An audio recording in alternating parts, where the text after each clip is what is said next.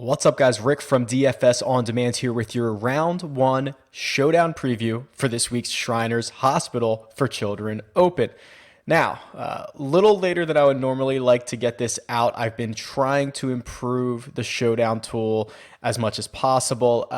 Bear with me. We're in the process of selling this place, moving into another place, buying a new place, creating the new tool. So it's been a little bit of a whirlwind. If you've sent me an email, I'm a little bit behind, so I apologize. But I think you'll see there have been some pretty good updates made, and we'll go through round one and we'll see what we can come out with. All right, let's do it. All right, so if you head over to the Showdown tool right now, you're basically going to see a little bit of a blank screen currently, because this is going to update as tournament data comes in. As data starts rolling into this, you'll see this update with current tournament data, but obviously since the tournament hasn't started yet, there's nothing really to show here. But what I've done is I've added this little button here for round one, and I will add one. There will be a button for each round. So if you're playing round one showdown, you click on round one, obviously, and it's going to open up this new tool, this tool that I've kind of expanded on over the course of the last week. It took into account some of the things we were talking about last week, which is like round one scoring average, how players do in round one versus their standard average, how they do early, how they do late, etc. So I think I've presented this in a better way, and this is continually going to get better. So what we have here on the left-hand side is the round one salaries for Showdown. I've got tee times for every golfer, and I have their overall scoring average I'm using last season as of right now. I will start combining in the 2020 data as we get more of it. But as of right now, especially because some of these guys have not played yet this year, I'm currently using 2019. I also have their round one, their early, and their late scoring averages. My goal is to switch this over to strokes gained instead of scoring average, because that's a little bit of a better stat. But for now, still plenty to look at. And quite frankly, I know a lot of you guys did pretty well with the Showdown information from last week. I got a lot of green screens in my inbox and via Twitter. So shout out to everybody there. So if we just, the way that I would use this is, first of all, I would probably sort by scoring average, or round one scoring average to start. There is something to golfers who can get off on the right foot. Some guys just routinely play better in the first round. So I would sort by that first. Over here on the right-hand side, I did add, I tried to do a little bit of a comparison. So how many strokes better is a golfer in round one compared to their scoring average? So technically, Smiley Kaufman is 2.2 shots better. So that is, lower the better. It actually says negative 2.2 on the screen, but 2.2 shots better in the first round than he is in his overall scoring average. Well, the thing with Smiley Kaufman, he's all the way down here. He kind of stinks, right?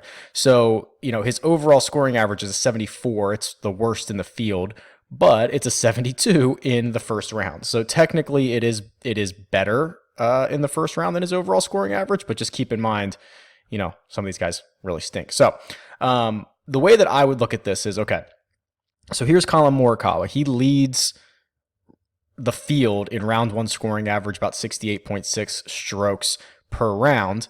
And he's also better, when you break that down, he is pretty significantly better with a late tee time than an early tee time.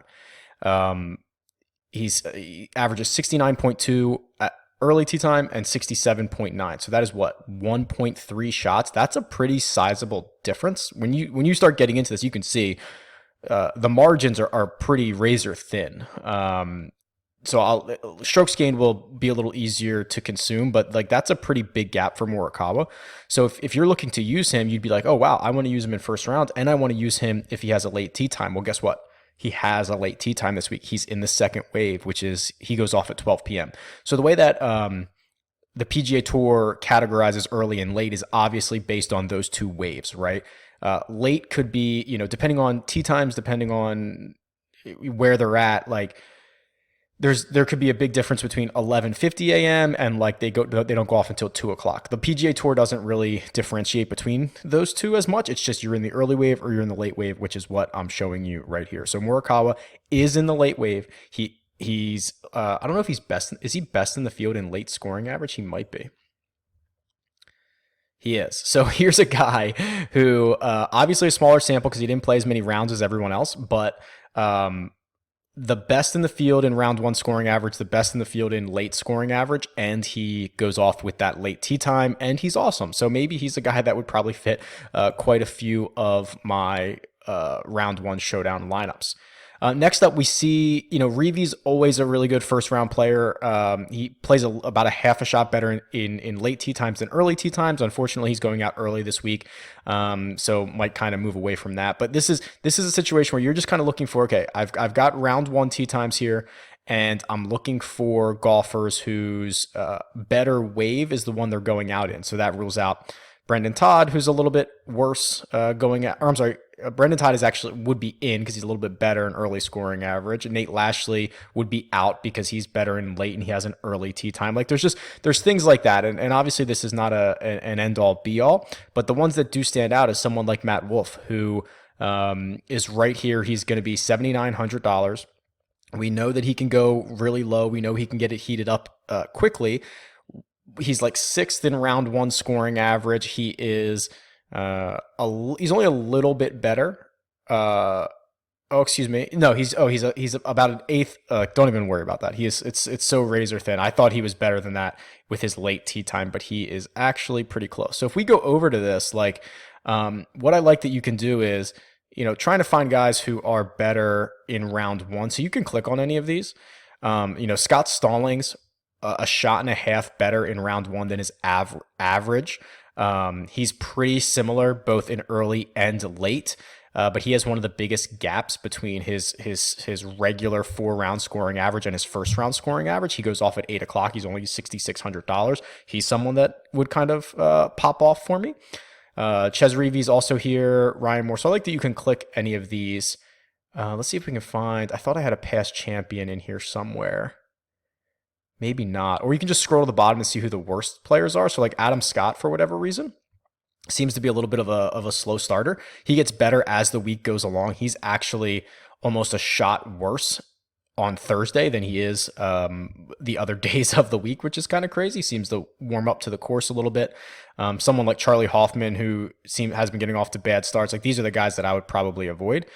And then you can look through this and see who's better early, and then see if we can find these early tee times. So like Keith Mitchell, while he doesn't have the lowest overall scoring average, he's 1.7 shots better with an early tee time than he is with a late tee time. And he's going off at 740, which is an early tee time. So Keith Mitchell might be a guy that if you're playing the waves would pop off here. Sepp Straka, 1.65 in early. Unfortunately, he's going off late. Austin Cook, unfortunately, going off late. Charles Howell, 1.6 shots better, going off with an early tee time. Pretty significant. He has a 720 tee time. Troy Merritt, he plays well early, but he's going off late. So you can kind of see where I'm going with this. And then you can go down and do the same thing for your late golfers. So Sam Ryder, I've disregarded Smiley Kaufman. So if you see me just skipping him on the video, like I'm not playing Smiley Kaufman. Sam Ryder, one of the better late players. Unfortunately, he goes off with like the first tee time or one. I think 6:40 a.m. is the first tee time. He's off at 6:50. So if there is something, maybe he's a little tired. Maybe he's not a morning person. Maybe he needs to eat his breakfast and settle in. Like if there is something to that, Sam Ryder appears to be a guy who would not benefit from it. We already talked about Colin Morikawa. James Hahn is a great late player, but he's going off early. Jim Herman, same thing. Andrew Landry, same thing. So a lot of these late guys, here we go. Finally, Kevin Tway, 1.2 shots better in the afternoon. He is going off in the afternoon. And then what I'd be trying to do is combine this. So not just taking everything that you see here and calling it gospel, right? And just saying, well, they're a half a shot better early than late. Like there's a lot of other factors that obviously go into this. I would then be trying to find those golfers that, are also good fits like tournament wise, right? Golfers that we think should fit this tournament. And if you click on any of them, it will highlight them over here. So I just clicked on Webb Simpson on the left, and I can quickly then kind of scroll through and see his highlighted information. So he is much better in an early tee time. He is really not a round one player. If you look at his averages from last season. So Webb is a guy we might just hang on and keep in our pocket until maybe tomorrow. Like we'll look at his, or until Friday, I guess I should say. We'll look into his round two scoring average. He's going to get an early tee time on Friday, which is where we would normally like him. He's a guy that fits the course. So he also might be a good buy low option. So I don't want to extrapolate out too much here, but like if Webb Simpson, goes out and shoots kind of a mediocre Thursday round, he might be a really good round two showdown option because we know, he's a past champion here. We know he plays really well at TPC Summerlin, and then you get him in a much better situation. So we'll look at his round two stats, but we know he's going to get an early tee time. So that's the kind of mindset that I'm going through here. This tool is live. This round one version is live. As soon as I post this, I'll be rolling through and trying to do round two, round three, round four, and then I'll try to come back and flip it all to strokes gain data. So this is going to evolve, I don't know, 36 times over the course of the next few weeks. I think you guys understand I go through and try to constantly improve this stuff. So I really like the direction it's headed. If you have any feedback, any comments, now is the time. If there's anything you want to see on here, like I've considered weather, I've considered being able to filter like recent tee times for these guys, like now is the time. Speak now or forever hold your peace. I'm building this out right now. So you can tweet me. It is at RickRunGood. Or you can leave a comment below and I'll talk to you guys soon. Good luck.